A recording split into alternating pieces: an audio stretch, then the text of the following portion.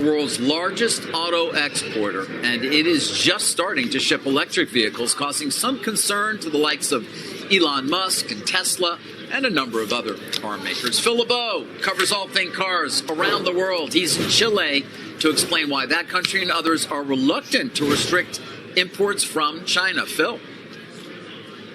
David, they love the pricing. That's the main reason why you don't see restrictions, whether it's an electric vehicle or more commonly the internal combustion engine vehicles. Remember, 71% of what China exports, and here are the three largest auto exporters in the world. You see China surpassing Japan. There's Germany at number 3. It's the price of the vehicles coming out of China because of the size and the scale and the cost efficiencies, or what you would say the cost advantages that they have. I want to show you some of those cost advantages. We are at an auto mall, truly an auto mall, where every brand, even like GM and Ford are here, Toyota, Hyundai, and a ton of the Chinese automakers. This SUV is from DFSK, which is a subsidiary of Dongfeng.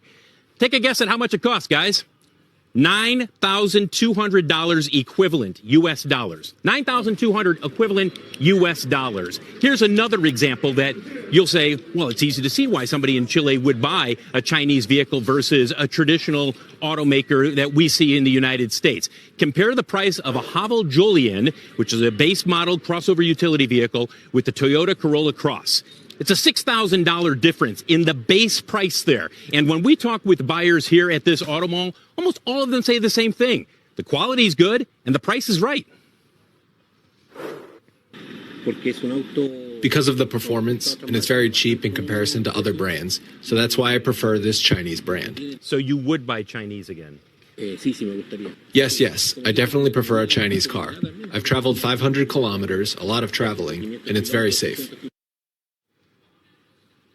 As you take a look at shares of BYD versus Tesla, and I know BYD is really the one Chinese automaker we talk about the most. Remember, Tesla still outsold BYD in terms of pure electric vehicles last year. Tesla selling 1.8 million, BYD selling 1.6, though this year it is expected that BYD is likely to pass Tesla in terms of sales. By the way, they've just begun selling both Teslas and BYDs down here in Chile. And while this is not the largest market, guys, what we're seeing in Chile, we're seeing in Australia, we're seeing in Israel, we're seeing in countries around the world. They're not the largest auto markets, but they are markets where the Chinese, because they continue to build and they need to use their capacity instead of shutting down assembly lines, they are exporting. And what you're seeing is more and more people saying, I like what I see, I'm going to buy it. Guys, back to you.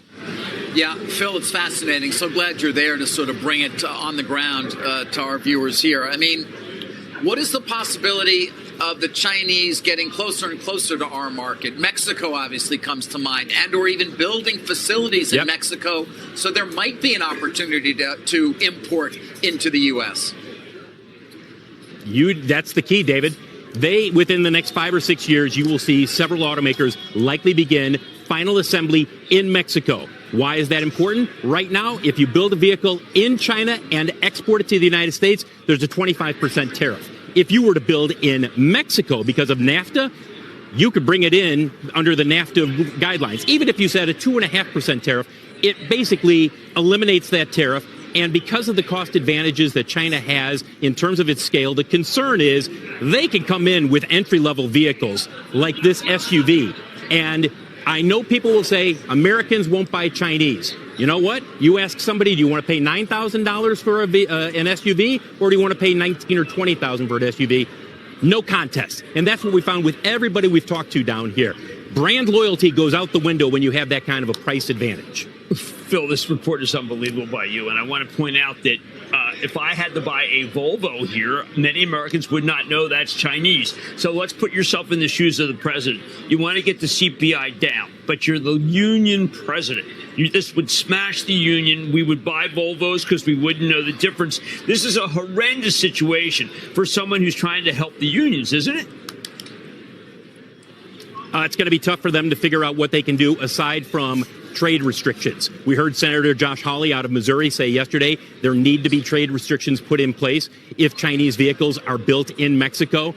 We're going to hear more and more about this in the years to come, because you're not going to be able to bring down the prices much more than what we already see. And yes, there are efficiencies and a few other things that the big three are working on, as well as foreign automakers building in the U.S. But, David, the bottom line is this. Our costs cannot come down as much as the Chinese are enjoying right now as far as a cost advantage. Yeah, which has been the case in so many different industries, and certainly it's going to be a struggle. Phil, thank you. Obviously, we're going to hear from Phil throughout the day. Remember before Discover Car?